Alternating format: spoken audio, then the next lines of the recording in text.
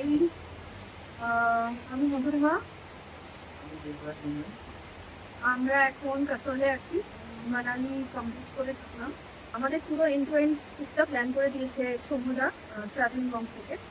And মানে আমি basically interest দেখিয়েছি হিমাচলে আসার, ওদের ভিডিও দেখি। মানে ফার্স্ট থিং যখন আমি ডিসাইড করলাম যে হ্যাঁ এই টাইমটা আমি যাবো, আমাদের অ্যানিভার্সারি টাইমটা বেসিক্যালি তো সেলিব্রেট করার জন্য মানে I chose to come here. And তো আমি ফার্স্ট ওদেরকে রিচ আউট করি, and then I spoke to him. And পুরোটা মানে আমি যে কতবার জানিয়েছি দাদা এটা হবে তো, দাদা ওটা হবে তো, মানে এটা পারবো তো ওটা পারবো তো, তো এভরিথিং এত সুন্দরভাবে শান্তভাবে এত সুন্দর করে প্ল্যান করে দিয়েছে যে আমাকে আর কিছু ভাবতেই হয়নি।